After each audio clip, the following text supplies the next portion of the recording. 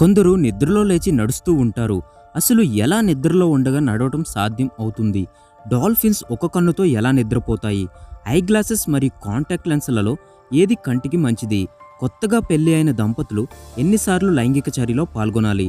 ఆడవారు స్మోకింగ్ చేయటం వల్ల కలిగే తీవ్రమైన నష్టాలు ఏంటి? పల్స్ ఆక్సిమీటర్ అనే డివైస్ అంటే ఏంటి? అది ఎలా పనిచేస్తుంది? ఇలాంటి ఇంట్రెస్టింగ్ క్వశ్చన్స్కి ఈరోజు సమాధానాలు తెలుసుకుందాం. కొందరు నిద్రలో నడుస్తూ ఉంటారు. అది ఎలా సాధ్యం అవుతుంది? నిద్రలో నడవటాన్ని సోమ్నంబులిజం అంటారు. ఇదొక డిసార్డర్. అయితే ఎలా నిద్రలో నడుస్తారు?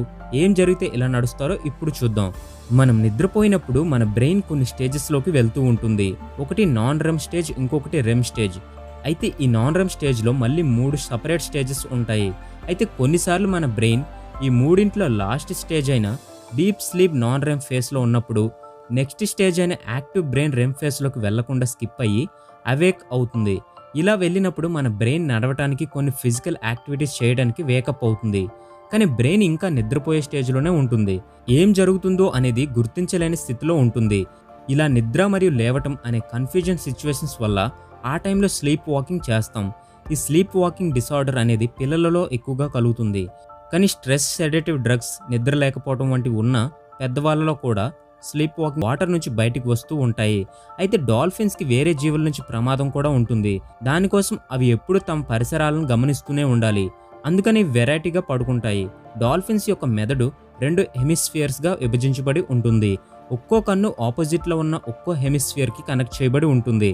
అయితే ఇది నిద్రపోవాలని అనుకున్నప్పుడు ఒక మెదడు భాగాన్ని షట్ డౌన్ చేసేస్తుంది. దానికి కనెక్ట్ చేయబడిన ఒక కన్నుని మూసి పడుకుంటుంది. మిగతా కన్ను ఏవైనా ప్రెడేటర్స్ వస్తున్నాయేమో అని చూస్తూ ఉంటుంది. మరియు ఇంకో మెదడు భాగంతో శ్వాసక్రియని, అంటే బయటికి వచ్చి ఊపిరి పీల్చుకుంటుంది. 2 నుంచి 4 గంటల తర్వాత ఇదే ప్రక్రియని వేరే కన్ను మరియు వేరే మెదడు భాగంతో చేస్తూ ఉంటుంది. ఈ టైప్ ఆఫ్ స్లీప్ని unihemispheric slow wave sleep అంటారు. Contact lens or eye glasses, రెండిట్లో ఏది వాడితే మంచిది? యాక్చువల్గా రెండిట్లో లాభాలు ఉన్నాయి, నష్టాలు కూడా ఉన్నాయి. అవేంటో తెలుసుకొని అప్పుడు మీకు వేటితో కంఫర్ట్ ఉంటుందో వాటిని వాడండి. గ్లాసెస్ విషయానికి వస్తే వీటిని మెయింటైన్ చేయడం చాలా ఈజీ. ఎప్పుడంటే అప్పుడు తీసేయచ్చు, పెట్టుకోవచ్చు. ఎక్కువగా క్లీనింగ్ చేయాల్సిన పని ఉండదు. కానీ కాంటాక్ట్ లెన్స్తో అలా ఉండదు. ఎప్పుడంటే అప్పుడు ఈజీగా తీయలేము. మెయిన్గా క్లీనింగ్ ఎక్కువగా చేయాలి, లేకపోతే ఇన్ఫెక్షన్స్ వచ్చే ప్రమాదం ఉంటుంది. నిద్రపోయినప్పుడు గ్లాసెస్ని ఈజీగా తీసి పడుకోవచ్చు. కానీ కాంటాక్ట్ లెన్స్ని నైట్ టైం తీసి క్లీన్ చేసి సేఫ్ ప్లేస్లో పెట్టాలి. మళ్ళీ మార్నింగ్ క్లీన్ చేసి వేసుకోవటం కొంచెం ఇబ్బందిగా ఉంటుంది. ఐ గ్లాసెస్ వల్ల ఎడ్జెస్లో బ్లర్గా కనిపిస్తూ ఉంటుంది. అండ్ అవి చెవి ముక్కు పైన ఆల్వేస్ ఉండాలి. కొంచెం ప్రెజర్ కలిగే అవకాశం ఉంటుంది. వర్షంలో పొగమంచులాగా గ్లాసెస్ పైన ఏర్పడి సరిగ్గా కనపడదు. అండ్ స్పోర్ట్స్ ఆడుతున్నప్పుడు అయితే చాలా ఇబ్బందిని కలిగిస్తాయి. అండ్ కొందరికి గ్లాసెస్ పెట్టుకుంటే తమ లుక్ నచ్చకపోవచ్చు. అయితే ఈ ప్రాబ్లమ్స్ అన్ని కాంటాక్ట్ లెన్స్తో ఉండవు. అండ్ గ్లాసెస్తో పోల్చితే మోర్ న్యాచురల్ విజన్ని ఇవి అందిస్తాయి. అండ్ కాంటాక్ట్ లెన్స్తో పడుకుంటే ఏమవుతుందో వినండి. కాంటాక్ట్ లెన్స్ అనేవి స్పాంజ్ లాగా బిహేవ్ చేస్తాయి. మన కంటిలోని మాయిశ్చర్ని అబ్జర్వ్ చేసుకుంటాయి. బ్యాక్టీరియాని కూడా ట్రాప్ చేసేస్తాయి. సో ఎక్కువసేపు కాంటాక్ట్ లెన్స్ని వేసుకున్నా లేదా క్లీన్ చేయకుండా వాడుతున్నా, నిద్రలో కూడా అలానే క్లీన్ చేయకుండా వదిలేసినా కన్ను పొడిగా అయిపోతుంది. ఇన్ఫెక్షన్ కూడా అవుతుంది. అండ్ మన కార్నియా బాడీలో మిగతా పార్ట్స్ లాగా బ్లడ్ వెసిల్స్ నుంచి కాకుండా ఎన్విరాన్మెంట్ నుంచి ఆక్సిజన్ని తీసుకుంటుంది. అందుకే డే టైంలో ఎక్కువగా పెట్టుకున్నప్పుడు, నిద్రపోయినప్పుడు బయట నుంచి వచ్చే ఆక్సిజన్ని కార్నియాకి ఎక్కువగా చేరకుండా ఈ కాంటాక్ట్ లెన్స్ అడ్డుకుంటాయి. అలాంటప్పుడు ఆక్సిజన్ సప్లై ఇవ్వటం కోసం అక్కడ చిన్న చిన్న బ్లడ్ వెసిల్స్ ఏర్పడతాయి. దానివల్ల చూపు అనేది బ్లర్గా కనిపిస్తుంది. సో రెండిట్లో ఉన్న లాభాలు, నష్టాలు మీకు ఎలా అప్లై అవుతాయి అన్న దాన్ని బట్టి చూస్ చేసుకోండి. పల్స్ ఆక్సిమీటర్ ఎలా పనిచేస్తుంది? ముందుగా పల్స్ ఆక్సిమీటర్ అనేది మన బ్లడ్లోని ఆక్సిజన్ లెవెల్స్ని మెజర్ చేయడానికి వాడతారు అని తెలుసుకోవాలి. మన ఎర్ర రక్త కణాల్లో హిమోగ్లోబిన్ అనే ప్రోటీన్ ఉంటుంది. ఇది ఆక్సిజన్ని మన లంగ్స్ నుంచి బాడీ సెల్స్కి రవాణా చేస్తుంది. ఈ పల్స్ ఆక్సిమీటర్ అనే డివైస్ ఆక్సిజనేటెడ్ హిమోగ్లోబిన్ మరియు డీఆక్సిజనేటెడ్ హిమోగ్లోబిన్ ద్వారా పనిచేస్తుంది. ఆక్సిజనేటెడ్ హిమోగ్లోబిన్ రెడ్ లైట్ కంటే ఇన్ఫ్రారెడ్ లైట్ని ఎక్కువగా అబ్జర్వ్ చేసుకోగలదు. కానీ డీఆక్సిజనేటెడ్ హిమోగ్లోబిన్ తక్కువగా అబ్జర్వ్ చేసుకుంటుంది. అయితే ఈ పల్స్ ఆక్సిమీటర్ డివైస్లో ఎల్ఈడి బల్బ్స్ ఉంటాయి. ఇవి రెడ్ అండ్ ఇన్ఫ్రారెడ్ లైట్ని విడుదల చేస్తాయి. మన వేలు దాని మీద పెట్టినప్పుడు ఆ 2 లైట్స్ వేలు నుంచి కిందకి పాస్ అవుతాయి. ఈ డివైస్ కింద ఒక ఫోటో డయోడ్ అమర్చబడి ఉంటుంది. మన వేలు నుంచి పాస్ అయిన ఆ 2 లైట్స్ని ఈ ఫోటో డయోడ్ డిటెక్ట్ చేస్తుంది. ఆ ఆ లైట్స్ బ్లడ్ నుంచి పాస్ అవ్వటం వల్ల ఆక్సిజన్ లెవెల్స్ మన బాడీలో ఎంత ఉందో అనేది స్క్రీన్ పైన డిస్ప్లే చేస్తుంది. ఈ విధంగా పల్స్ ఆక్సిమీటర్ పనిచేస్తుంది. కొత్తగా పెళ్లి అయిన దంపతులు ఎన్నిసార్లు లైంగికంగా పాల్గొంటే వాళ్ళ దాంపత్య జీవితం హ్యాపీగా ఉంటుంది. ఒక రిలేషన్షిప్లో లైంగిక చర్య అనేది చాలా కీ రోల్ ప్లే చేస్తుంది. ఇంకా ఖచ్చితంగా చెప్పాలంటే ఆ చర్య లేకపోతే జీవరాశి ముందుకు వెళ్ళదు. మనుషులే కాదు, జంతువులైనా, పక్షులైనా, కీటకాలైనా ప్రతిదీ ఆ చర్యలో పాల్గొనాల్సిందే. ఈ సెక్స్ ఎడ్యుకేషన్ గురించి మన దేశంలో చాలా అంటే చాలా తక్కువగా డిస్కస్ చేస్తారు. దానికి సిగ్గు, భయం, సాంప్రదాయం లాంటి కారణాలతో పాటు అవతల వాళ్ళు తప్పుగా అనుకుంటారేమో అని మొహమాటం పడుతూ చాలా డౌట్స్ని క్లియర్ చేసుకోలేరు. అలాంటి వారికి ఈ వీడియో హెల్ప్ అవుతుందని అనుకుంటున్నాను. రీసెంట్గా చేసిన ఒక స్టడీలో కొత్తగా పెళ్ళైన దంపతులు ఇయర్కి ఎన్నిసార్లు లైంగికంగా పాల్గొంటే వాళ్ళు హ్యాపీయెస్ట్ లైఫ్ని లీడ్ చేస్తారో అని తెలిపింది. ఆ సంఖ్య మీరు అనుకునే దానికన్నా చాలా తక్కువ. It's just 54. అంటే వారానికి కేవలం ఒక్కసారి మాత్రమే. ఇది వినటానికి షాకింగ్గా ఉన్నా నిజమే. 20 సంవత్సరాల క్రితం చేసిన సర్వేని ఇప్పుడు సర్వేతో పోల్చితే అప్పటికంటే ఇప్పుడు దంపతులు దాదాపు 9 రెట్లు తక్కువగా లైంగికంగా పాల్గొంటున్నట్లు ఆ స్టడీలో తేలింది. వారానికి 3-4 సార్లు పాల్గొనే వారి కంటే ఒక్కసారి పాల్గొన్న వారిలోనే ఎక్కువ హ్యాపీనెస్ని గుర్తించారు. ఈ స్టడీ క్లియర్గా మనకు చెప్తుంది ఏంటంటే ఒక కొత్తగా పెళ్ళైన జంట ఎల్లప్పుడూ ఆనందంగా ఉండాలంటే సెక్స్ ఒక్కటే మార్గం కాదు, ఒక ఎమోషనల్ బాండ్ అనేది ఇద్దరి మధ్య ఉండాలి అని చెప్తుంది. అయితే ఖచ్చితంగా ఇదే విధంగా ఫాలో అవ్వాల్సిన పని లేదు. ఎందుకంటే ఒక్కో రిలేషన్షిప్లో ఒక్కో రకంగా ఉంటుంది. ఒక్కొక్కరిది ఒక్కో టైప్ ఆఫ్ లవ్.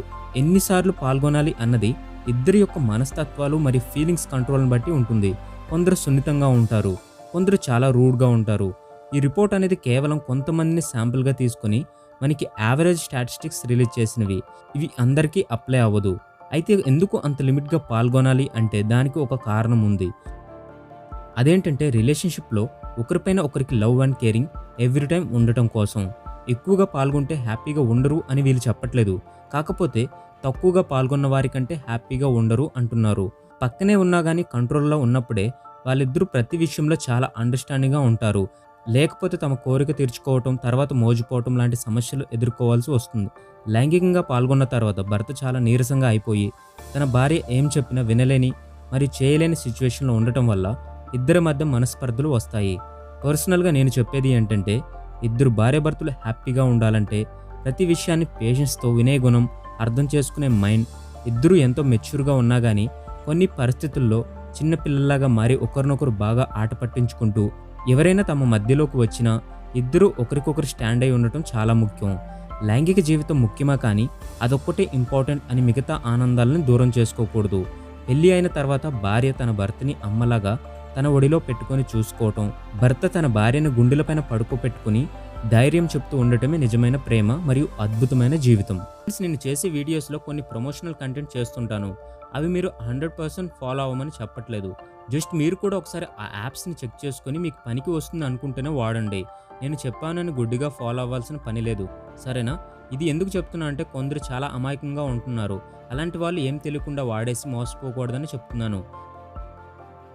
ఆడవారు స్మోకింగ్ చేయటం వల్ల కలిగే నష్టాలు ఏంటి? మనలో చాలామందికి తెలుసు స్మోకింగ్ చేయటం వల్ల లంగ్ క్యాన్సర్, గుండెకు సంబంధించిన జబ్బులు వస్తాయని. కానీ ఆడవారు స్మోకింగ్ చేస్తే మరిన్ని తీవ్రమైన నష్టాలు ఎదుర్కోవాల్సి ఉంటుంది. అమెరికాలో సంవత్సరానికి 140,000 ఆడవారు స్మోకింగ్ రిలేటెడ్ జబ్బుల వల్ల చనిపోతున్నారు. ఎక్కువగా 25 నుంచి 44 ఏళ్ల మధ్య వయసు ఉన్న ఆడవారు స్మోకింగ్ చేస్తున్నారు. అయితే సాడ్ పార్ట్ ఏంటంటే స్మోకింగ్ వల్ల చాలా డేంజర్స్ ఉన్నాయని తెలిసినా లాంగ్ టర్మ్ ప్రాబ్లమ్స్ వస్తాయని మర్చిపోయి టీనేజర్స్ కూడా ఎక్కువగా స్మోకింగ్ చేస్తున్నారు. ఇప్పుడు పొగ త్రాగటం వల్ల ఆడవారిలో కలిగే నష్టాలు ఏంటో చూద్దాం. మొదటిగా ప్రెగ్నెన్సీ ఉన్న వాళ్ళు తాగడం చాలా డేంజర్. పొగాకులో ఉండే కెమికల్స్ తల్లి నుంచి పిండానికి చేరటం వల్ల తల్లికి, పెట్టబోయే బిడ్డకి చాలా ప్రమాదం. నెలలు నిండక ముందే బిడ్డ పుట్టడం, తక్కువ బరువుతో పుట్టడం లాంటివి జరుగుతాయి. మిస్క్యారేజ్ అవటం లాంటివి కూడా కలుగుతాయి. ఇంకా నియోనాటల్ డెత్ కూడా కలిగే అవకాశం ఉంటుంది. నియోనాటల్ డెత్ అంటే 4 వారాల వయసు ఉన్నప్పుడే పిండం చనిపోవటం. స్మోకింగ్ చేసే ఆడవారికి పుట్టే బిడ్డల్లో ఎక్కువగా జలుబు, చెవి నొప్పి, శ్వాసకు సంబంధించిన జబ్బులు కలుగుతాయి. స్మోకింగ్ చేసే ఆడవారు ఇన్ఫర్టిలిటీకి గురయ్యే ఛాన్సెస్ ఎక్కువగా ఉంటాయి. పెల్విక్ ఇన్ఫ్లమేటరీ డిసీజ్ కూడా కలిగే అవకాశాలు ఎక్కువ. ఆస్టియోపోరోసిస్ అనే ఎముకల సమస్య కూడా వస్తుంది. అనేక రకాల క్యాన్సర్స్ బారిన పడతారు. పీరియడ్ సమస్యలు కూడా ఎదుర్కోవాల్సి ఉంటుంది. Irregular periods and painful periods కలుగుతాయి. ఈస్ట్రోజన్ లెవెల్స్ కూడా తగ్గిపోతాయి. స్మోకింగ్ చేసే తల్లిపాలలో నికోటిన్ అనే కెమికల్ చేరే అవకాశం ఉండటం వల్ల అది బేబీకి చాలా ప్రమాదం. స్మోకింగ్ వల్ల ఇంకో మేజర్ ప్రాబ్లం ఏంటంటే త్వరగా చర్మం ముడతలు పడుతుంది. దానివల్ల త్వరగా ముసలివాళ్ళు అయిపోయినట్లు కనిపిస్తారు. టొబాకోలో ఉండే డేంజరస్ పదార్థాలు జస్ట్ లంగ్స్కి కాదు, ఎంటైర్ బాడీకి ప్రమాదం. ఒక సిగరెట్లో దాదాపు 600 ఇంగ్రీడియంట్స్ ఉంటాయి. సిగరెట్ వెలిగించినప్పుడు ఈ 600 ఇంగ్రీడియంట్స్ బర్న్ అయ్యి 7000 రకాల కెమికల్స్ని జనరేట్ చేస్తాయి. ఈ కెమికల్స్లో దాదాపు అన్ని విషపూరితమైనవే. అట్లీస్ట్ అందులో 70 కెమికల్స్ అయినా క్యాన్సర్కి లింక్ అయి ఉంటాయి. సడన్గా స్మోకింగ్ మానేస్తే బరువు పెరిగిపోతారు అని భయపడుతూ ఉంటారు. కానీ సరిగ్గా ఎక్సర్సైజెస్ చేస్తే ఈజీగా బరువు పెరగకుండా స్మోకింగ్ మానేయవచ్చు. వీడియో నచ్చితే లైక్ చేసి ఛానల్ని సబ్స్క్రైబ్ చేసుకోండి. Thank you for watching.